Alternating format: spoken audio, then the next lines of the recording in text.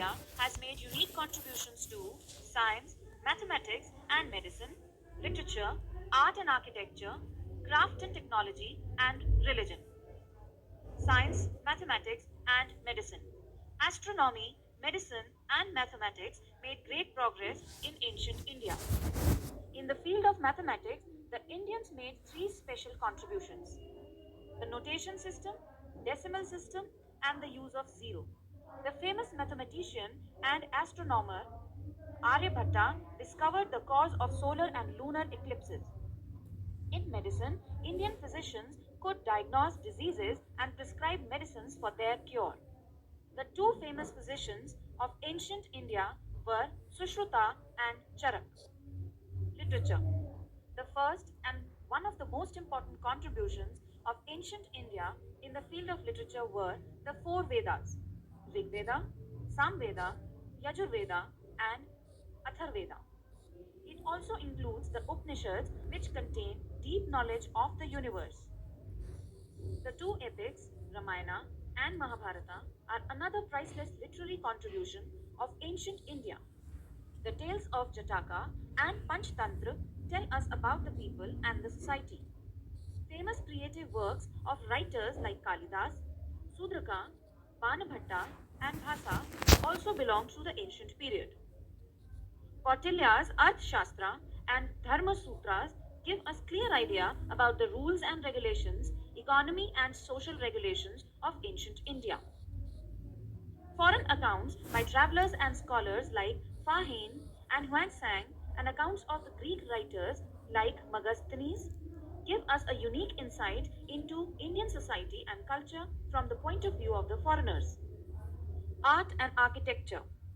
The highly polished pillars of the modern period, mounted by statues of animals, the Gandhar and Mathura school of art, the Ajanta paintings, the temples built by Pallavas and Chalukyas are some of the magnificent examples of art and architecture of ancient India. The stupas and viharas associated with Buddhism are also rich examples of the ancient Indian art. The cave temples of Ajanta and the famous Ajanta paintings are a magnificent example of Indian art heritage.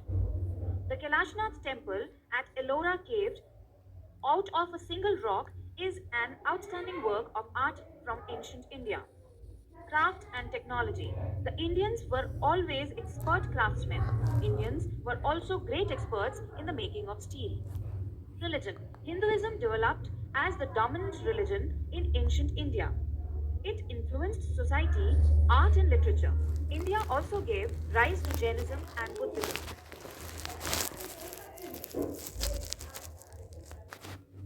Chapter 13.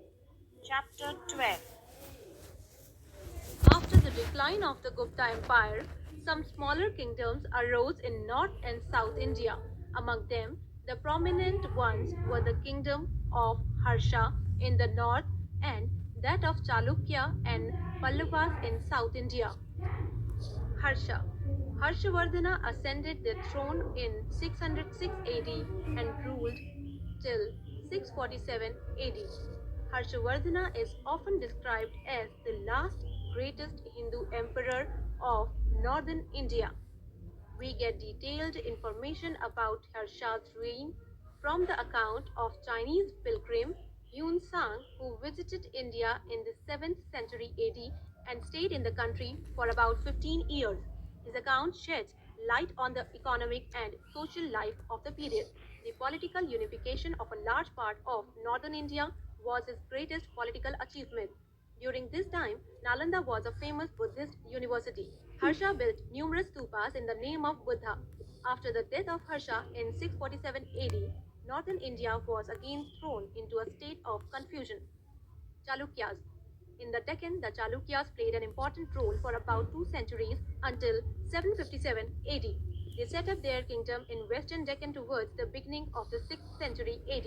They established their capital at Vadpi, that is, modern Badami, in the district of Bijapur, which today forms a part of Karnataka.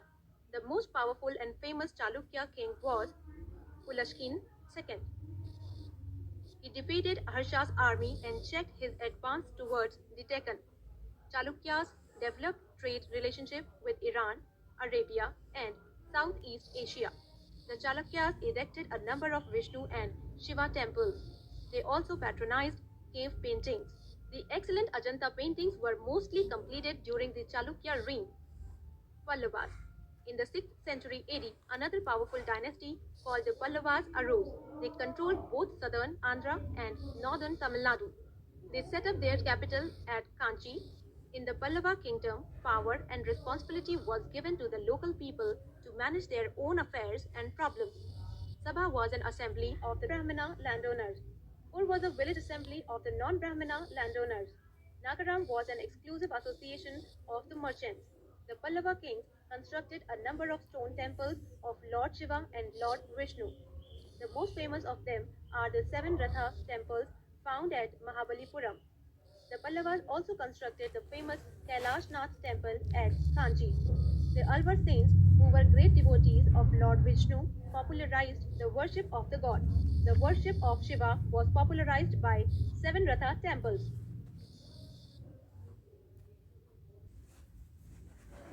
Chapter 11. After the breakup of Mauryan Empire, the Satavahanas and the Kushanas arose as two important political powers. Both these empires came to an end in the middle of the 3rd century AD. On the ruins of the Kushanas arose the empire of the Guptas. After the Mauryan Empire, it was the second most powerful empire of ancient India. The important rulers of Gupta Empire: Chandragupta I, Samudragupta, Chandragupta II. Chandragupta I, the founder of the Gupta dynasty, was Sri Gupta. However, it was Chandragupta I who made the dynasty powerful. He managed to bring under his political control the mineral-rich Bihar and fertile Uttar Pradesh. He strengthened his political position by marrying into the politically powerful Litvi family. Samudragupta. The Gupta kingdom was enlarged by Chandragupta's son and successor Samudragupta 335 AD to 380 AD. His court poet Harisena wrote a glowing account of his military achievements. This was inscribed on a pillar at Allahabad and is known as Prayag Prashasti. Samudragupta was not only a great warrior, he was also a wise administrator. Chandragupta II. Samudragupta was succeeded by his son Chandragupta II, who is also known as Vikramaditya. During his reign, the Guptas attained the highest power and prosperity. His court was adorned by many great scholars and poets. Kalidas was one of them. The Chinese pilgrim Fa Hien visited India and gave a detailed account about the life of the people in his writings. System of administration. The Gupta kings were all powerful. They adopted high sounding titles so that they are regarded as powerful by their subjects, such as Parmeshwara and Maharaja Dhiraja. The king maintained a standing army which was supplemented by the forces supplied by the feudal lords. The Gupta divided the empire into provinces, districts, and villages. The Gupta involved the local people in the task of administration. Senapati, Mahasenapati, Mahabaladhikrita were some of the important military officers. Except these officials, the Samantas, who acted as intermediaries between king and the peasants, were also assigned to collect land revenue. Gupta society. During the Guptas, caste system had become very complex because of the rise of too many subcastes. The lowest section of the Hindu society were the Chandalas. Women did not enjoy economic or social independence. Women were sometimes even expected to follow their husband to the funeral pyre. The first instance of sati or immolation of the widow after the death of the husband appears in Gupta times. They were well known for their religion, art and architecture, literature, and science and technology. Religion. The Gupta rulers patronized Hinduism and worshipped God Vishnu and Shiva. However, the Gupta rulers followed a policy of religious toleration. There were no persecutions of the followers of Buddhism and Jainism. Moreover, religion was based on selfless devotion to God, art, and architecture. The Gupta period is called the Golden Age of ancient India. In the field of art and especially literature, the Gupta age was definitely the golden age of ancient India. Both Samudragupta and Chandragupta II were patrons of art and literature. The greatest specimen of Buddhist art in Gupta times is provided by Ajanta paintings. These paintings depict various events in the life of Buddha. The brilliance of their colors has not faded even after 14 centuries. In case of ironworks, the best example is the iron pillar found near Qutub Minar in Delhi. Manufactured in the 4th century AD, the pillar has not rusted in the subsequent 15th centuries. It shows the superb quality of the metal and technological skill of the craftsmen. Literature. The Gupta period saw the birth of rich literature. The Kalidas adorned the court of Chandragupta II. The world famous stories for children called Panchatantra by Vishnu Sharma was also written during this period. Science and technology. Science and technology, Aryabhatta and Varahamira were two famous mathematicians and astronomers of this period. It is because of the excellent achievements in art, architecture, science, and mathematics that the Gupta period is known as the golden age of ancient India.